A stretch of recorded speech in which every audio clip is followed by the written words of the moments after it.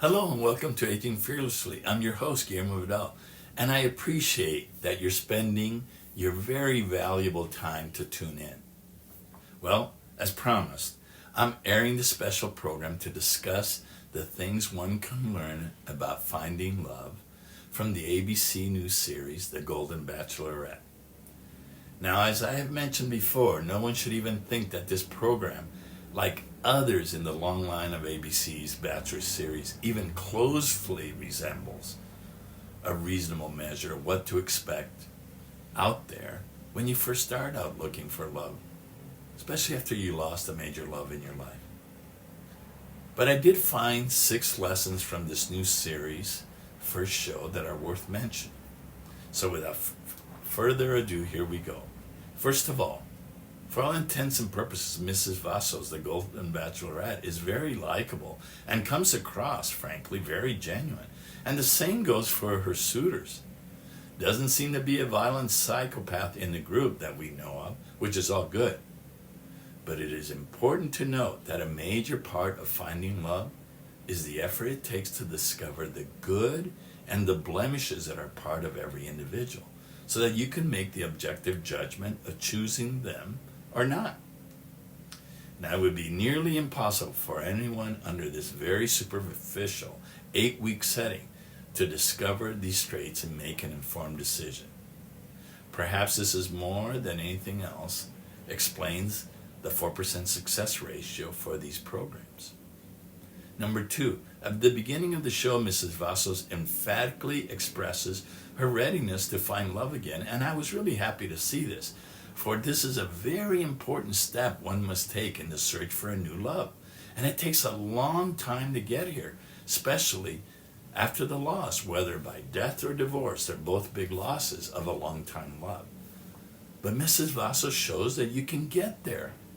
Now, being ready to find love again is the end of your grieving. It means you're looking forward and not dwelling so much on the life that you lost.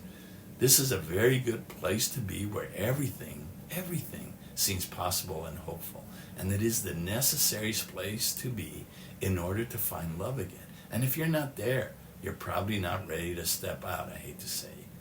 Number 3, I enjoyed watching the male contestants spying on each new candidate's arrival. This is a very real reminder to me of the fact that just because you're older and accomplished and you wear a certain badge on your uniform, this will not stop your insecurities from coming out when you have to compete with others for the attraction of someone you're all interested in. Now, the lesson here is embrace your insecurities.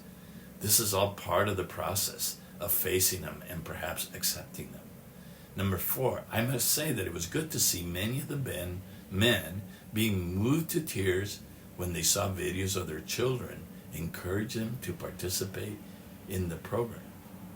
To me, the best men are not afraid of being vulnerable enough to show their feelings. Number 5, no one comes to you alone. Their family follows them into the relationship. As you get older and you begin dating, be aware that these relationships are a much bigger load than you might be prepared for. This might entail issues like helping your partner deal with aging parents, or difficult in-laws, or problem children and grandchildren. Just know it'll be something you need to consider. And finally, number 6, when you're ready to find love, there will not be 24 people eager to meet you and to marry you, as these contestants are.